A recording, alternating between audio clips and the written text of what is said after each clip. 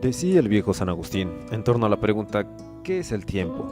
Si nadie me lo pregunta, lo sé, pero si quiero explicárselo a quien me pregunta, no lo sé. Lo mismo sucede respecto a los videojuegos. Algunos afirmarán que no son arte y otros que sí. De modo que si has dado clic en el video buscando una respuesta filosófica en torno a los videojuegos, enhorabuena, has llegado al lugar adecuado. Yo soy el Caminante Nocturno, y esto es la primera parte de una serie de análisis a la y se va en torno a la filosofía del arte, en especial del videojuego. Adelante, caminante.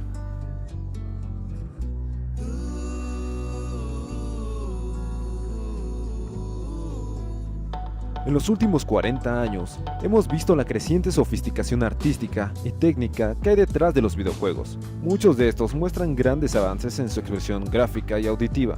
Hoy por hoy, podemos disfrutar de títulos como God of War 4,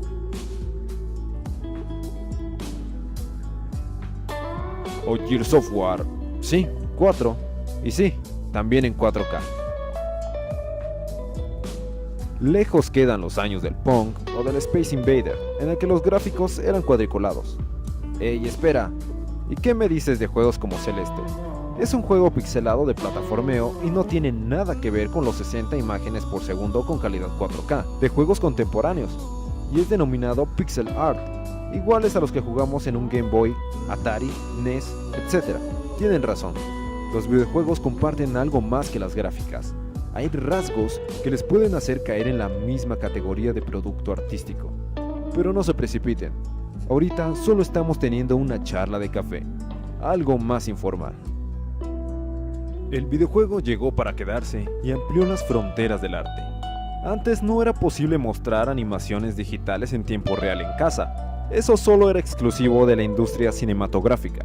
Ahora tenemos juegos como el Red Dead Redemption 2, con mayor responsive en nuestro mando y la consola. Así que ni tardos ni perezosos, los estudios en torno al videojuego también crecieron, conocidos como estudios de juego, va pronto, en el que áreas de humanidades, ciencias sociales, de la salud o de las ciencias computacionales voltearon a ver esta nueva expresión. Cultural, artística, tecnológica, eso depende de cómo lo mires.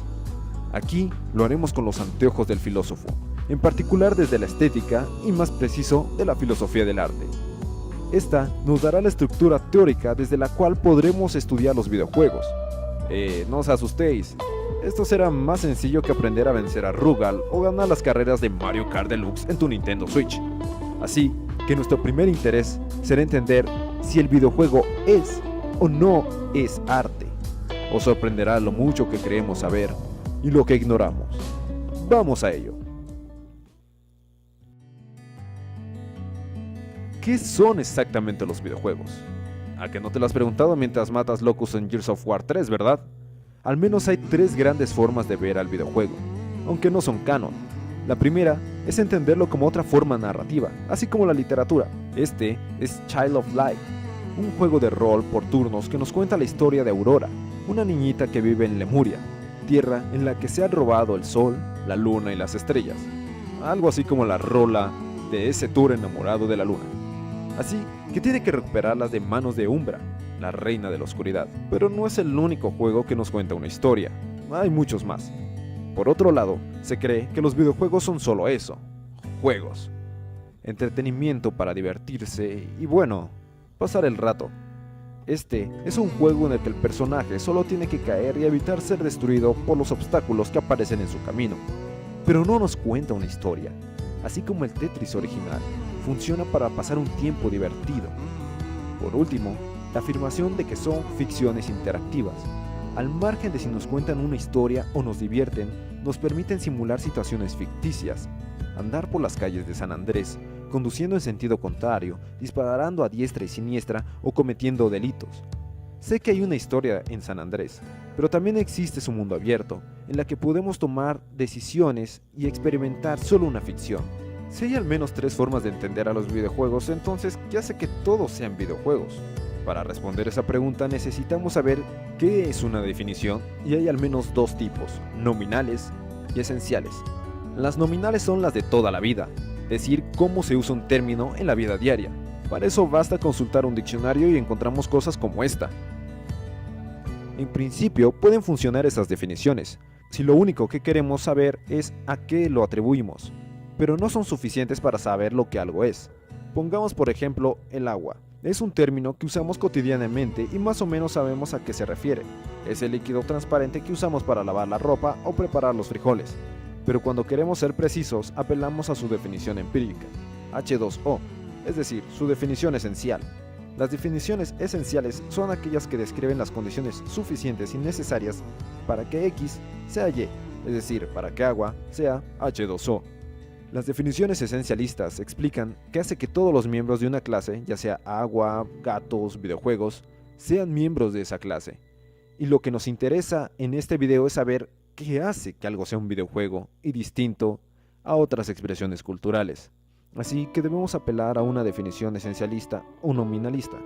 A primera vista, parece difícil sostener que los videojuegos son entidades susceptibles de definiciones esencialistas, conocer su naturaleza. La principal razón es que si los videojuegos reflejan solo nuestros intereses o disposiciones perceptuales, entonces no expresan categorías naturales en el mundo, como sí lo podría ser el agua. Si quieres sostener que todo es una construcción social, te recomiendo revisar otros de mis videos, en los que hablo de ello.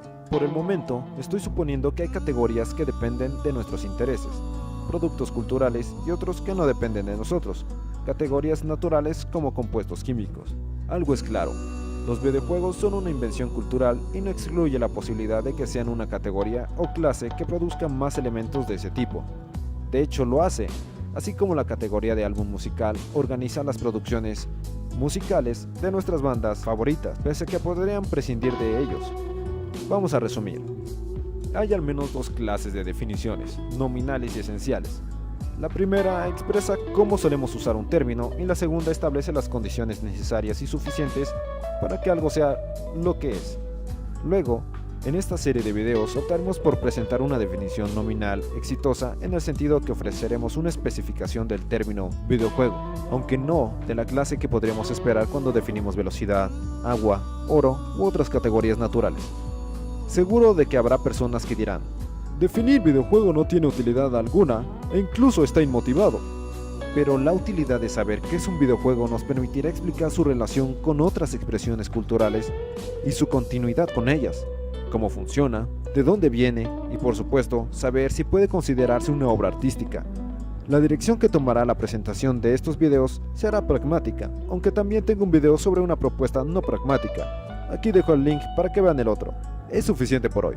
En el siguiente análisis veremos las teorías del videojuego, en el que se evalúa su naturaleza.